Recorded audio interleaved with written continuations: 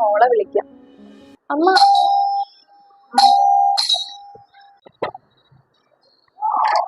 ആരാ? അമ്മ, എന്റെ കമ്പനിയിൽ കുറച്ച് പ്രോഡക്ട്സ് വിൽക്കാൻ വേണ്ടി ഞാൻ വന്നതാണ്. അമ്മയ്ക്ക് കുറച്ച് പ്രോഡക്ട്സ് കാണിച്ചു തന്നാൽ അമ്മ എടുക്കുവോ? അമ്മ, വിരോധ തോന്നിട്ട് കുറച്ച് വെള്ളം കുടിക്കാൻ വേണ്ടി തരൂ. മോളെന്താ ഈ തിരുവോണമായിട്ട് ഇങ്ങനെ ഇറങ്ങിക്കണേ? എന്ത് ചെയ്യാനമ്മ, വീട്ടിലെ പ്രാരംഭം കൊണ്ട് എനിക്കിങ്ങനെ ഇറങ്ങിയേ പറ്റുള്ളൂ. പിന്നെ നമ്മളെ കമ്പനിന്റെ ഇതുപോലെ ഓണമൊന്നും അങ്ങനെ ലീവൊന്നും തരാറില്ല. അഥവാ ലീവ് തന്നാൽ അതിന് ശമ്പളവും വരും. മോക്ക് ഞാൻ വെള്ളമൊക്കെ തരാം, പക്ഷെ മോള് ആഹാരം കഴിച്ചായിരുന്നു?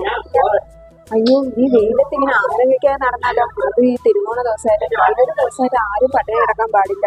പിന്നെ ഞങ്ങൾക്ക് ഇവിടെ ആരും പ്രത്യേകിച്ച് ആഹാരം കഴിക്കാനൊന്നുമില്ല. മോളൊരു കാര്യം ചെയ്യും, മോക്ക് സമ്മതമാണെങ്കിൽ ഈ വയസ്സായവരുടെ കൂടെ 2 പിടി ആഹാരം കഴിച്ചിട്ട് പോകും. മോളെ, എന്തു നീങ്ങി വന്നേ? ആ, സദ്യയൊക്കെ റെഡി ആയിട്ടുണ്ടല്ലേ? അപ്പൊ പിന്നെ നമുക്ക് അങ്ങ് കഴിക്കാം. ഇനിയിപ്പോ ആരാ കാത്തിരിക്കാനാ? ഇത് ഞങ്ങളുടെ മോള് വന്നില്ലല്ലോ ഞങ്ങളെ കാണാനായിട്ട്. അപ്പൊ ദൈവം കൊണ്ടുവന്ന് വേറെ ഏതെങ്കിലും മോളായിരിക്കും. പിന്നെ ആഹാരത്തിന് വിശന്ന് വരുന്ന ആർക്ക് നമ്മൾ ആഹാരം കൊടുക്കാതെ വിടാൻ പാടില്ല. നീ ഒരു കാര്യം ചെയ്യും, ആ കുഞ്ഞും വിശന്നാ വന്നിക്കണ, മോളെയും കൂടെ വിളിക്കുക. നമുക്ക് എല്ലാവരും കൂടെ ഇരുന്നങ്ങ് ഓണം ആഘോഷിക്കാന്നേ. മോളെ വിളിക്കും.